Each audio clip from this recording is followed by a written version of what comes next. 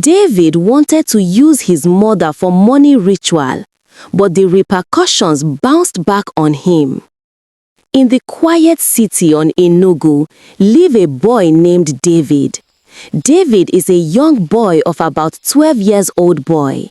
He sat outside his mother's hut, looking tired and worried. His mother, Mrs. Grace, a hard-working farmer, came out carrying a basket of beans. She looked at her son with concern. She knew that life had been hard since her husband died years ago, leaving her to raise David alone. David felt frustrated with their poverty. He wanted quick money. He wanted a fast life. As he watched his mother preparing to go to the farm again, he prayed silently for an opportunity to escape this hardship. That afternoon, a shiny black jeep drove into the village.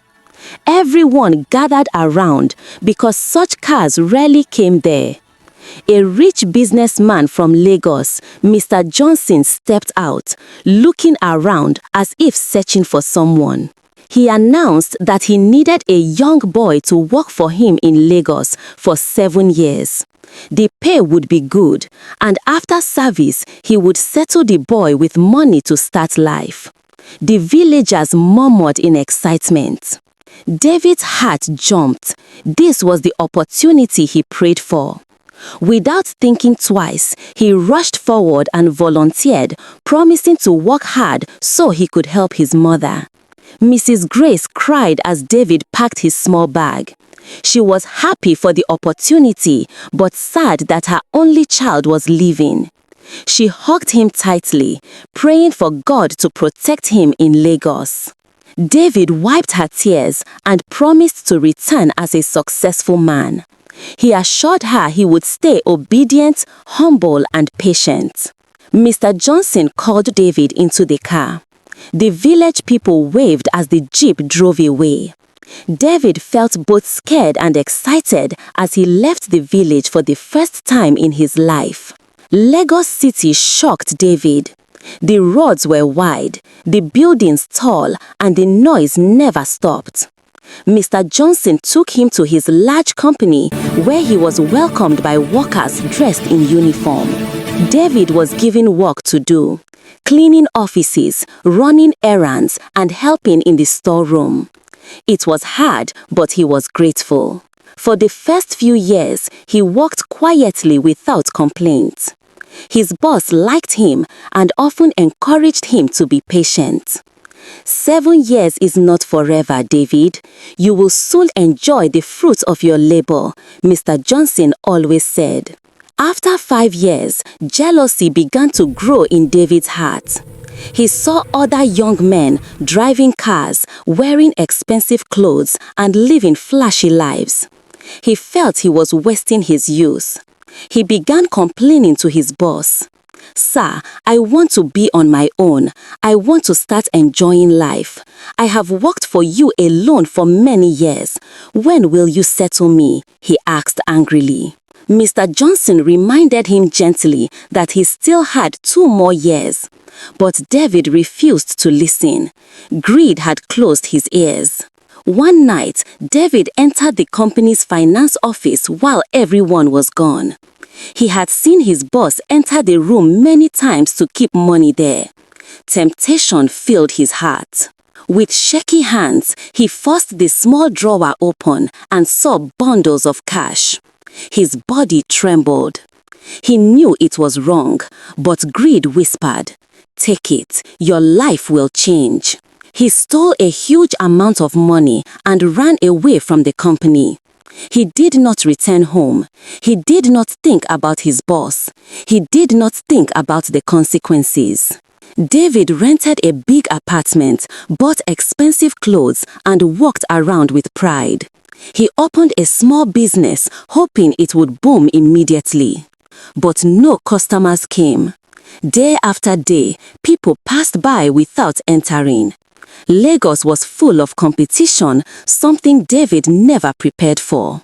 He continued spending on parties, alcohol, and women. His money was melting like ice under the sun. One night, broke and frustrated, David went to a nightclub.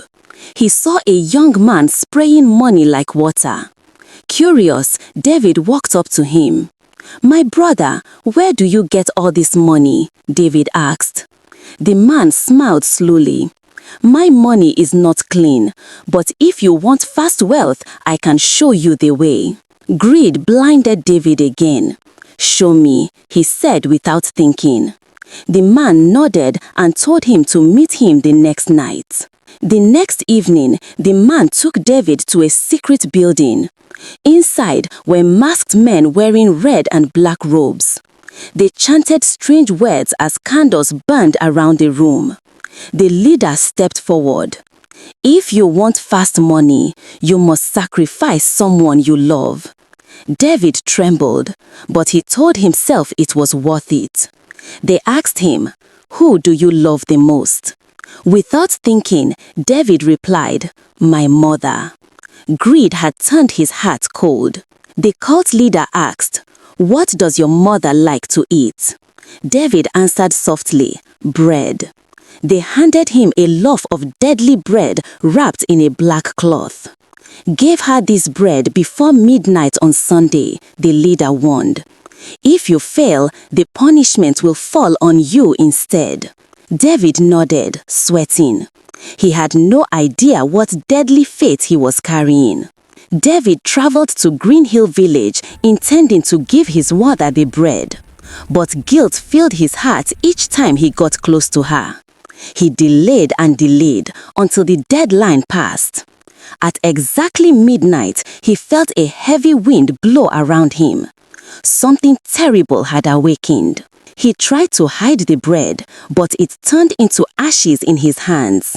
The next morning, David woke up vomiting money. But soon, the money, dirty, smelly money. His mother screamed in fear. The villagers ran to see the strange sight as money poured out of David's mouth, nose, and ears. He cried for help, but no doctor could stop the curse. The punishment of the cult had fallen on him. By evening, David grew too weak to stand. The money coming out of him increased, covering the entire floor.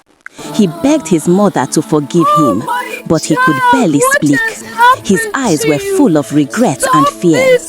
Finally, he collapsed and died in the middle of the room. His mother wept bitterly. No one in the village cried at David's burial. They all believed he brought the curse upon himself.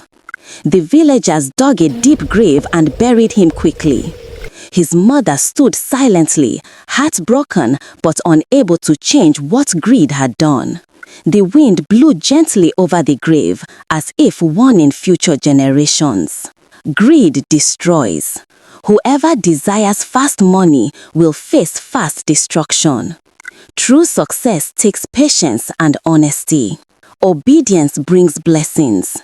If David had finished his 7 years faithfully, he would have lived a good life.